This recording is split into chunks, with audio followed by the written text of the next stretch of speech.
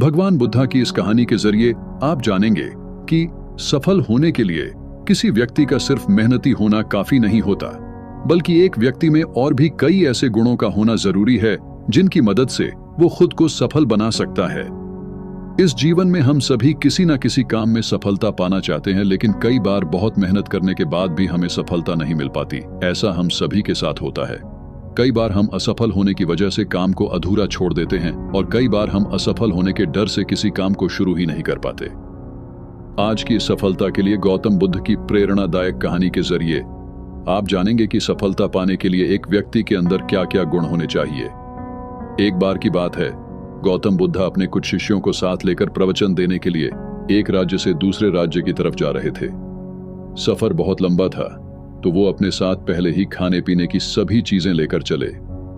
सफर के दौरान उनके एक गांव मिला जो कि पूरी तरह से खाली था। चारों तरफ सिर्फ झोपड़ियां और सूखे खेत ही थे। उसे देखकर ऐसा मालूम पड़ता कि वहां के सभी लोग पानी की कमी के चलते अपना सब कुछ छोड़कर वहां से कहीं और चले गए हैं। उस गांव में एक छोटा सा कुआं भी खुदा था। बुद्ध के शिष्यों ने जब उस कुएं में झांका तो वो भी खाली था। उस कुएं में सिवाय धूल के और कुछ नहीं था। अंधेरा भी होने का था, तो गौतम बुद्ध ने अपने शिष्यों को एक रात वहीं गुजारने को कहा। अगले दिन सुबह वो सभी गांव से निकलने लगे।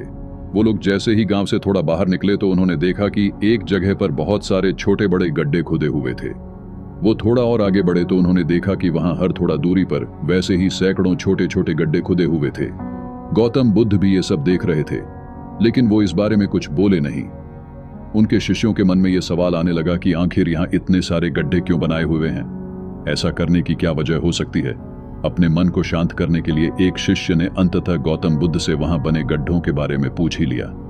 गौतम बुद्ध ने अपने शिष्यों को बताया, इस गांव की परिस्थिति देखकर पता चलता है कि इस गांव में कुछ समय पहले पानी सूख गया होगा और पानी की तलाश में ही यहाँ इतने सारे गड्ढे खोदे गए हैं। जिन लोगों ने ये गड्ढे खोदे उन्होंने मेहनत तो बहुत करी, लेकिन किसी ने भी धैर्य नहीं दिखाया। अगर उन लोगों ने धैर्य के साथ सिर्फ एक या दो जगह पर गहराई तक खोदा होता तो उन लोगों को पानी मिल जाता, लेकिन वो लोग थोड़ा थोड़ा खोदते रहे और जब पानी नहीं निकला तो दूसरी जगह खोदने लग गए। इस तरह उन्हें कहीं पर भी पानी नहीं मिला और उन्हें इस जगह को छोड़कर जाना पड़ा। इस बात को आगे बढ़ाते हुए गौतम बुद्ध ने अपने शिष्यों को समझाया कि किसी भी काम में सफल होने के लिए हमें सिर्फ मेहनत ही नहीं करनी होती, बल्कि कई बार धैर्य रखकर उस काम को करते रहना होता है। जब मेहनत से सफलता नहीं मिलती तो धैर्य काम आता है। जिस व्यक्ति के अंदर धैर्य होता है वो सफलता भी पाता है। असफल होने पर बार बार अपने कार्यों को बदलते रहना हमें सफलता से और दूर कर देता है। इसलिए किसी काम में अगर आप बहुत मेहनत करते हैं लेकिन सफल नहीं हो पाते तो थोड़ा धैर्य रखें। अगर आपका काम और लक्ष्य सही होगा तो सफलता जरूर मिलेगी। इस कहानी को पढ़कर आप ये बात तो जान ही गए होंगे कि सफल होने के लिए हमारे अंदर धैर्य, पेशेंस होना कितना जरूरी है। जिस तरह बगुला मछली की तलाश में धैर्य के साथ खड़ा रहता है, उसी तरह हमें भी मेहनत और धैर्य के साथ अपने काम करते रहना बहुत जरूरी है। आज काम शुरू करा और 10 दिन बाद मालामाल हो गए, ऐसा बहुत कम होता है। किसी भी काम को सफल होने में समय लगता है और उस समय काम आता है हमारा धैर्य। इसलिए किसी भी काम को ये सोचकर शुरू ना करें कि आपको सब कुछ जल्दी से मिल जाएगा।